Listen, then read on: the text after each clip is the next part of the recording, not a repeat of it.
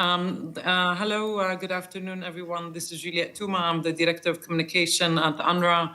I was invited by Stefan and colleagues to give you the latest on the situation of Palestine refugees and civilians in the Gaza Strip. This will not be very long. I will give you the latest updates. And if I could ask those who are online to maybe close their mics, because I think there is some interruption in the background. Or maybe it's you, Shireen, I don't know. Okay, so according to the latest information, 1 million Palestinians have been displaced since the 7th of October. UNRWA sadly had lost 14 staff members who work with the agency in the Gaza Strip since the 7th of October. Many of our own staff themselves, they have been displaced. Many have taken refuge with friends and relatives, but many, many more are taking refuge in UNRWA facilities, including in facilities that were not meant to become shelters. The siege on the Gaza Strip continues. UNRWA has not been able to bring in any supplies since the 7th of October, and our own supplies are running out, and they're running out fast. Our colleagues who continue to be in Gaza, who continue to stay and deliver for people in Gaza, including those impacted by this war, are reporting that they are down themselves to 1 liter of water a day in our offices in the south, where we have relocated our center of operation. A very tragic situation on the ground. Bombardment and airstrikes continued in Gaza. Our own staff are impacted as well, terrified, very, very worried for what the next hour will bring, let alone what the next day will bring. They and us, we keep always in touch, and they tell us that they cannot even reassure their children to tell them that it's going to be okay, because maybe it's not going to be okay. We feel that the levels of desperation and frustration and exhaustion among our staff specifically increases by the hour. The longer this goes on, the longer the fatigue, the exhaustion, the frustration goes with that. What we are calling for at UNRWA is for the siege to be lifted, the siege on the Gaza Strip to be lifted, so that organizations like UNRWA, but also other sister UN agencies and other humanitarian agencies are able to bring in much needed supplies into the Gaza Strip to provide assistance to those in need. I'm going to stop here and take any questions, Shireen. Thank you, Juliette. I'll start with Pam. Please go ahead. And if colleagues can please introduce themselves, I'd really appreciate it. Thanks. Thank you, Juliette. On behalf of the UN Correspondents Association, thank you very much for the briefing. It's Pamela Falk from CBS News. A few pieces of clarification, if you would. One was the tweet back and forth. You clarified on social media, that on social media there were reports of supplies being taken from trucks, but it was UNRWA's tweet that was later deleted that said, reports yesterday from a group of people with trucks purporting to be from the Ministry of Health of the de facto authorities. Your mic. In Gaza, remove fuel from the compound. That was an UNRWA tweet that was later deleted, and you have clarified. What happened? Was that a mistaken information? Were you hacked? I mean, how did that get out?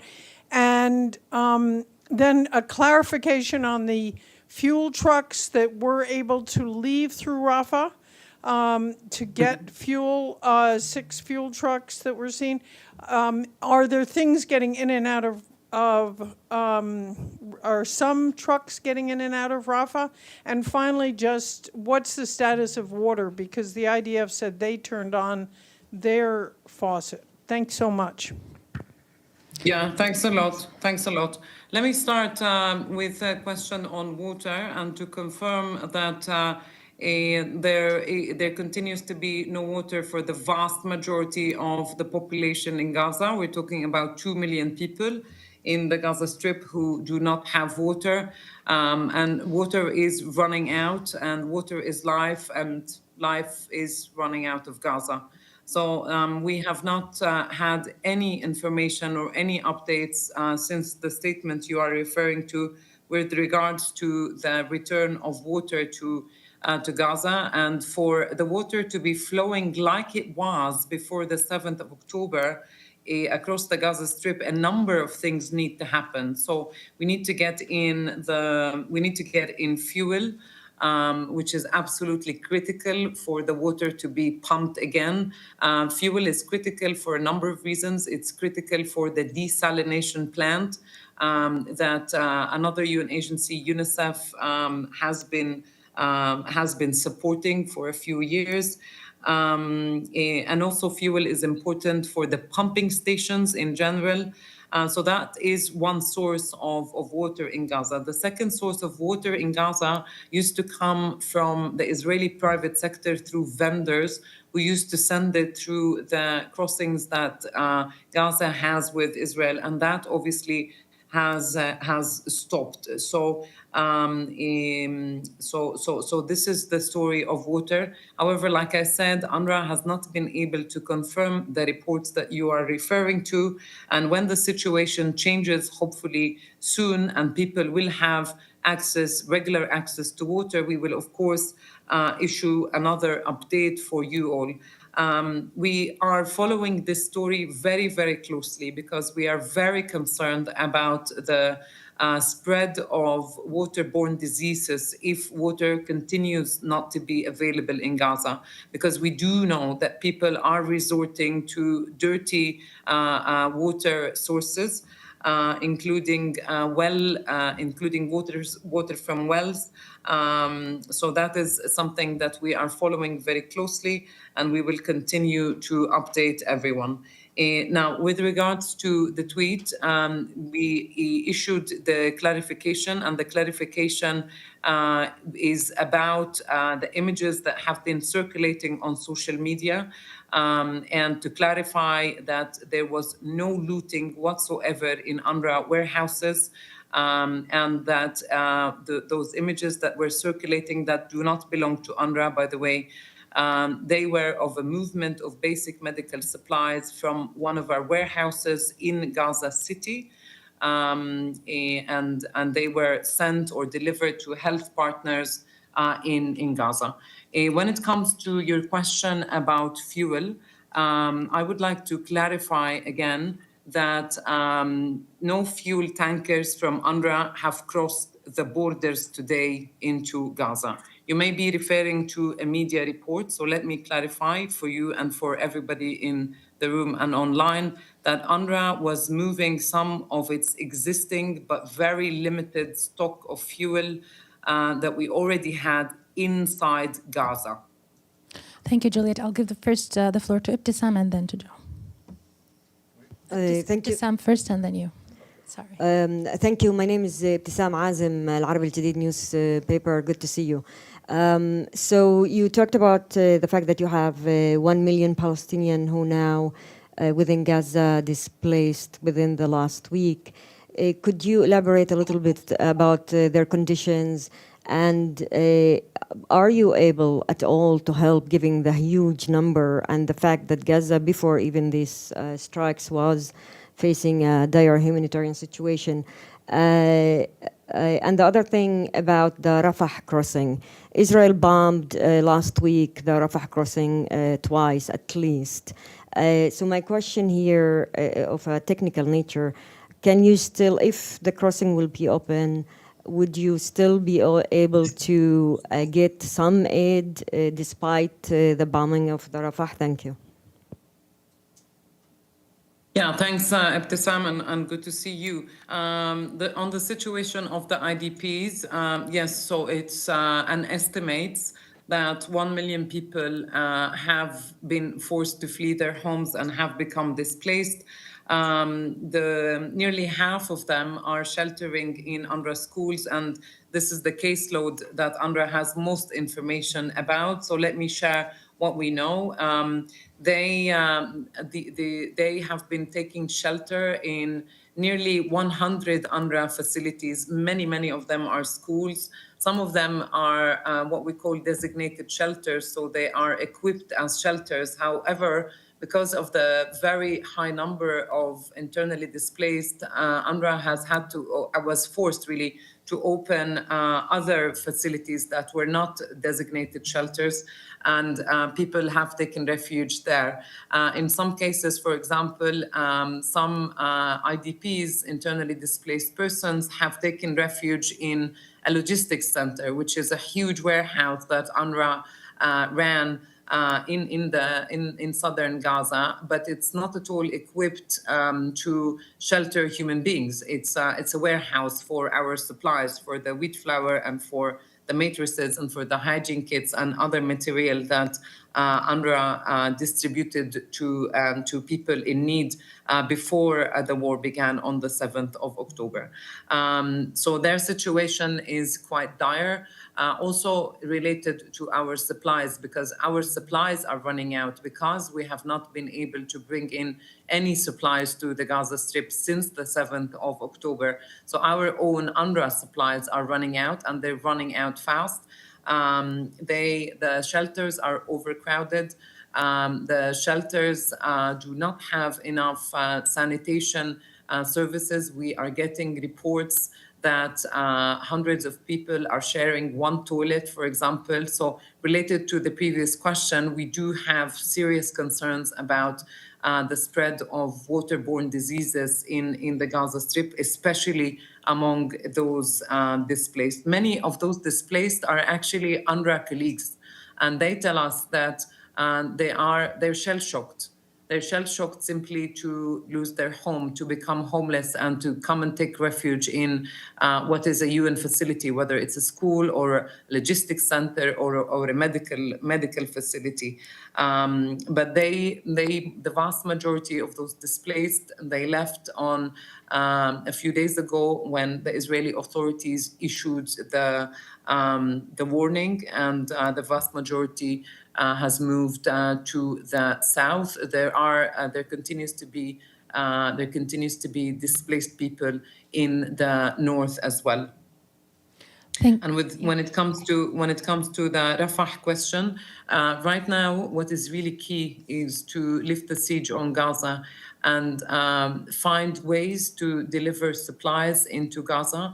UNRWA, until the war began, used to bring in supplies via the crossings that Gaza has with Israel. We used those crossings. We did not use Rafah. There is a team from the UN that is working to bring in supplies from Rafah.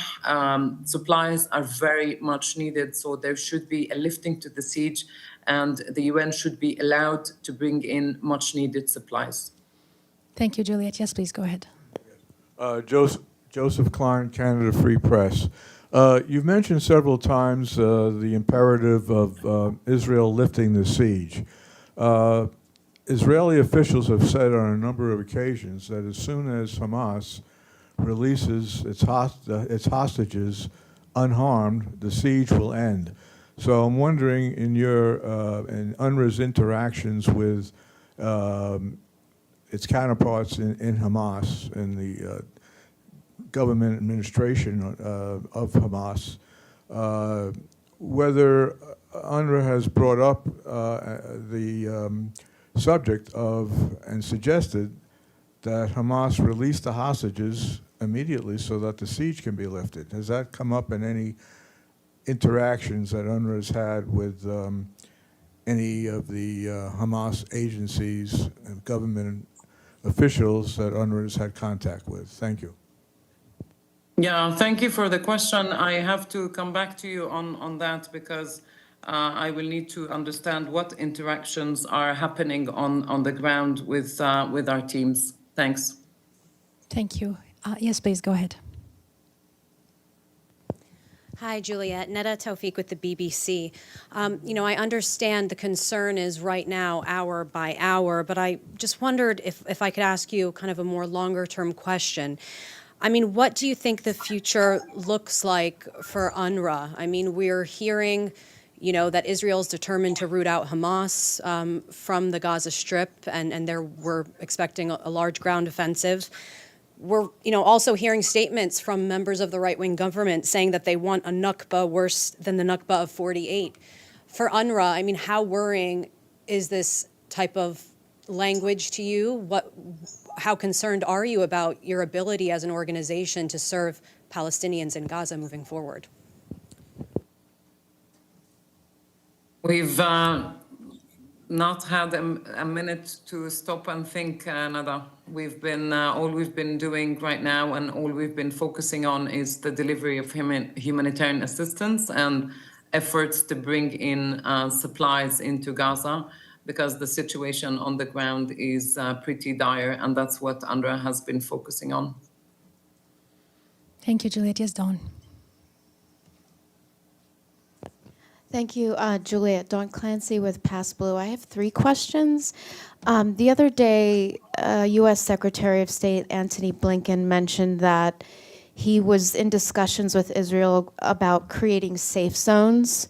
And I'm just wondering if you had any more details about that. What's your response to that? Is anywhere safe? Is it even possible to create a safe zone in Gaza? My second question is, you mentioned that internally displaced Gazans are gathering. I think you mentioned there's a warehouse. And I was wondering if when that happens, do you share this information with the IDF so that doesn't, imagine lots of people gathered in one place could easily become a target. Do you share that information with the IDF? And then finally, you mentioned that 14 UNRWA staff members were lost. Unfortunately, we hear this and we don't get any more details about that. I was just wondering if you could maybe humanize them a little bit. How old are they? That type of information. Thank you. Okay, thanks very much, and very nice to meet. Look, on the safe zones, I don't have any information. On the 14 colleagues who were killed, they were, the vast majority of them were teachers. It was a mix of men and women. We had one woman who was a gynecologist. We had one engineer. We had support staff. This is what we have been able to confirm thus far. However, it is likely that the numbers of fallen UN colleagues is higher. Some were killed in their own homes with their families. Yeah,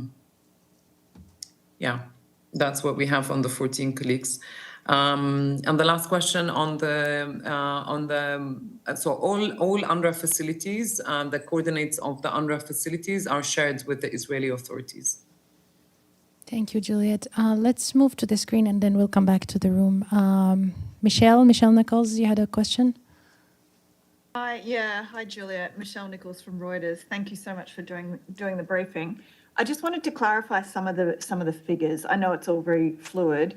The last figure we were given with regard to displaced people was that on Saturday afternoon, there was an estimated 600,000 displaced to the southern half of Gaza, of which about half of those were in UNRWA shelters.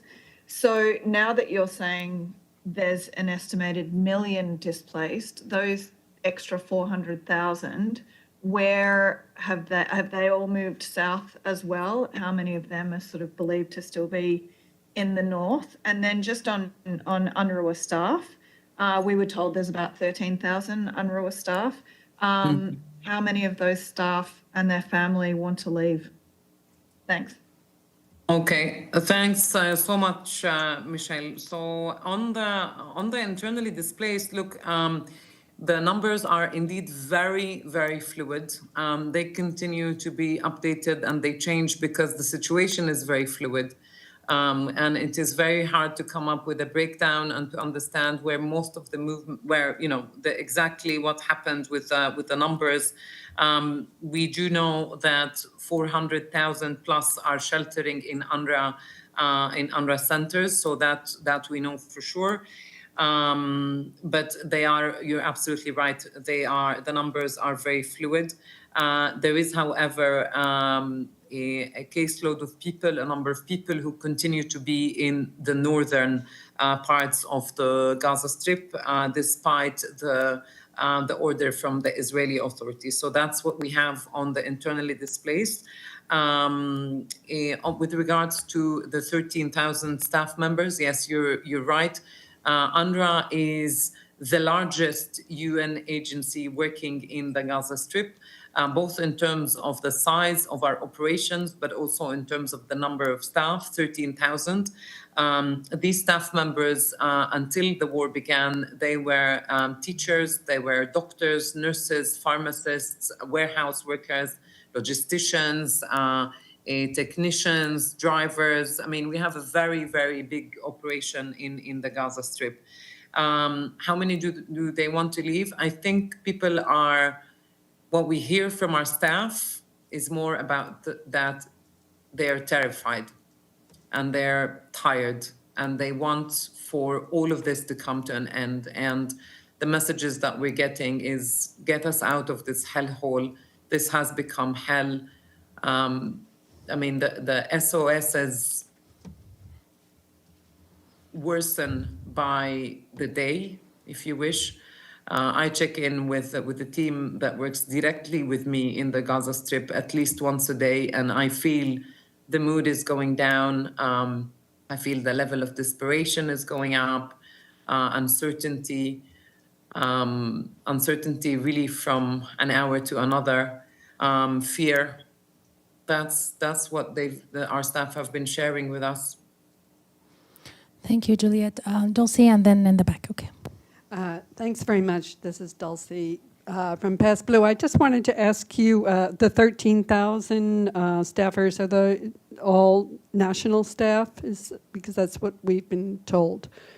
How does UNRWA work with OCHA in the region? Is OCHA sort of the umbrella organization working on the humanitarian aid situation? So just logistically, how do you work together? And is UNRWA at all getting in contact with Hamas? Is there any sort of communication between UNRWA and the militia? Thanks. Thanks so much. On the breakdown of our staff, so it is a mix of local and international staff. So 13,000 staff working on the ground. The vast majority of whom are local Palestinian staff from the Gaza Strip, and the vast majority of them are also Palestine refugees. On the coordination with OCHA, we work with OCHA, of course, very, very closely. We are an operational UN agency, so our work is quite different to OCHA's. Our work focuses, or at least focused before the war began, on schools. So, for example, we have 180 schools in Gaza that used to provide 300,000 boys and girls in the Gaza Strip with education. We've had since the war, we were sadly forced to close them down.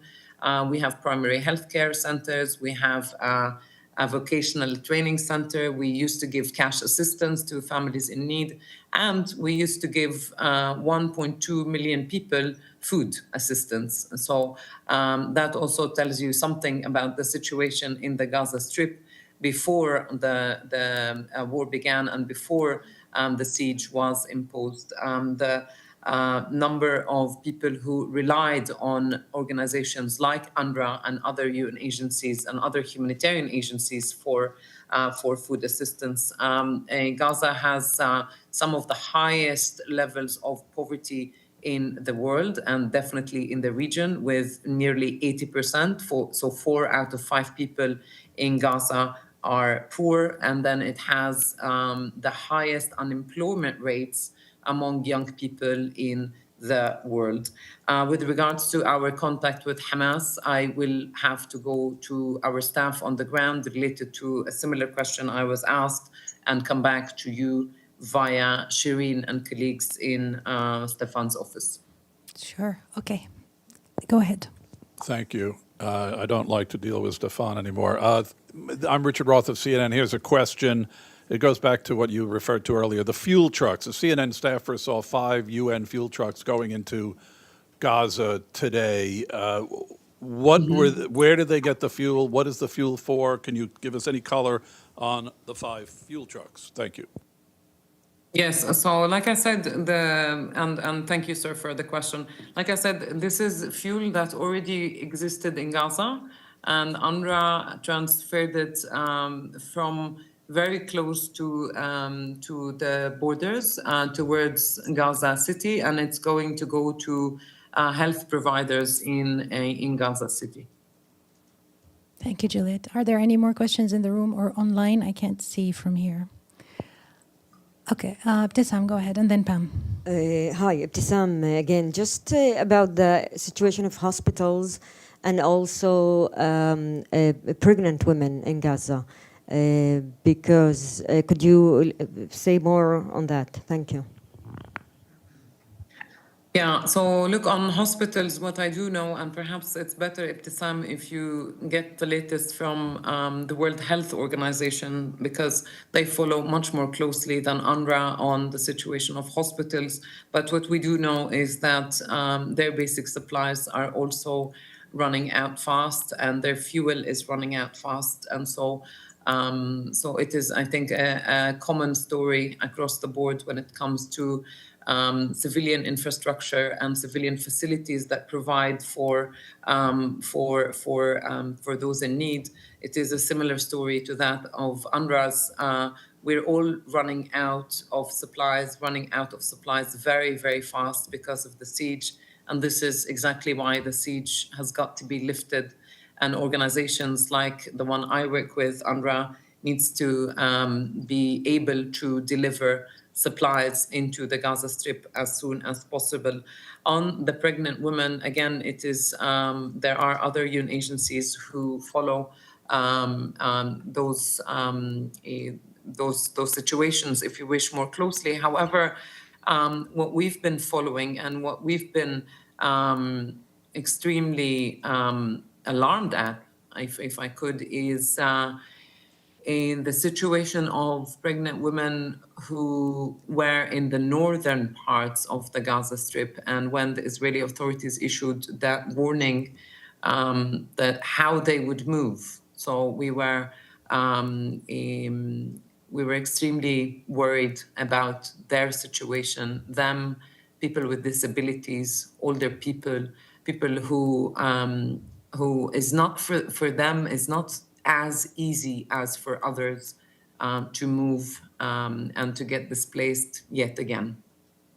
Okay, Pam, and then Joanne, that's the last question. We need to let Juliette go. Juliette, forgive the repetition, but just on the fuel tanks that I asked and then Richard asked, did they originate in Gaza, then went out to refuel and came back through the Rafah crossing? So something's no. How did they? They were already in Gaza. We were able to pick them up today. So it didn't go through Rafah at all? No. They were already inside Gaza. So if we can please, okay. if you can help us clarify so that we're accurate, they were already inside Gaza. So I'm going right after this press conference. I'm gonna pick up the phone, call CNN, and ask them to correct. Okay, and there's no, nothing is getting through Rafah. Nothing has yet. I mean, a few diplomats have apparently gotten out, but there's no food coming in the last 24 hours, or any supply. So let me try again, and thank you for asking those questions. No supplies have come into Gaza since the 7th of October? Nothing.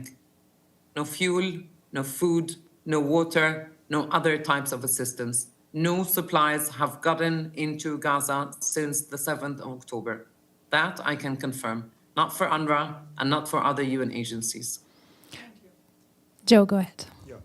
Again, Joseph Klein, Canada Free Press.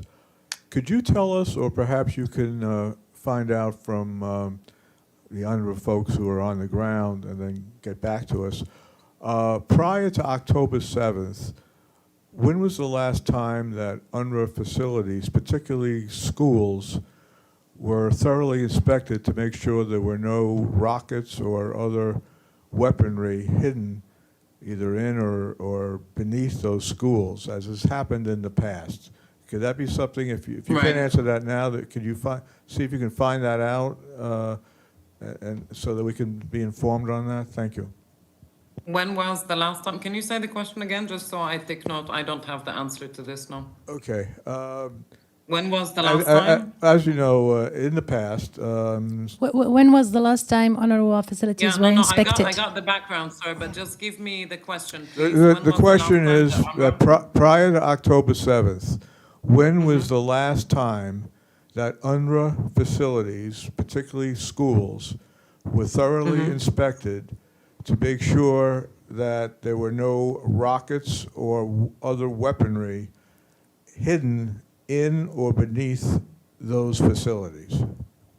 Okay, thank you. I'll come back to you via Shireen. Thanks. Thank you so much, Juliette, for your patience, and thanks everybody for your patience. And Juliette, have a good night. Thank you. Thank you very much, and we'll speak to you shortly again. Bye-bye.